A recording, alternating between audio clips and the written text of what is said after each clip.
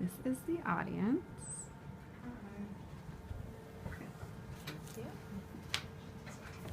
All right, my name is Brandy Brink. This is my memoir speech, and it is on failure to communicate through text messaging. These days, it's never been more easy to communicate with people, whether it's someone sitting next to you or someone sitting across the country from you. All you have to do is pick up your phone and send a text message. You can text them as quickly as you can hit the send button. However, in some instances, you're too quick to hit the send button and you fail to check who you're actually sending that message to.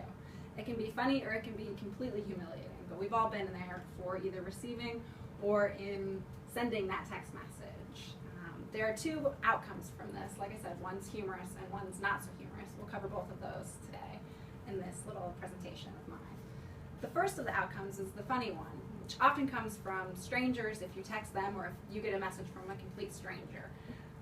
It can be awkward, but it usually leads to it being pretty humorous in the long run because, of course, it's a stranger, so there's no harm done when you have these messages.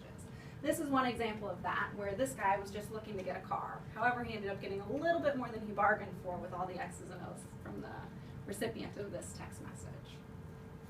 The other instance is not quite so humorous, and it happens oftentimes when you communicate with people who you know, which is more often who you're texting is someone who you're familiar with, whether it be a relative, a friend, or a coworker, for example.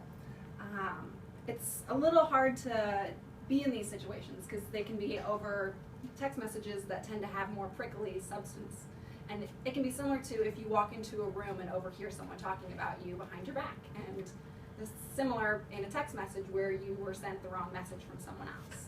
This instance happened to me when I happened to be vacationing in Chicago. I was meeting up with a friend who lived there, who I hadn't seen in a really long time.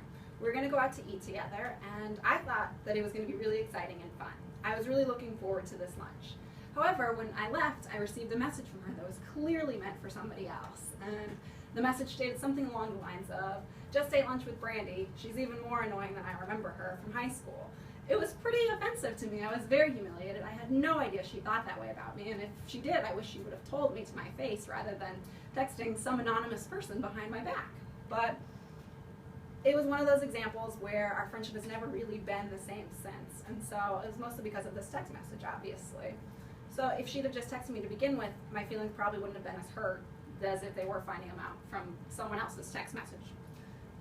Which was the example of a humiliating text message. So it's always important to double check who you're sending these messages to, and remember that just because it's through text doesn't mean there aren't consequences, whether it be a funny one or something that's not quite as funny. So remember, if you want to avoid these awkward situations, always double, triple check before you text.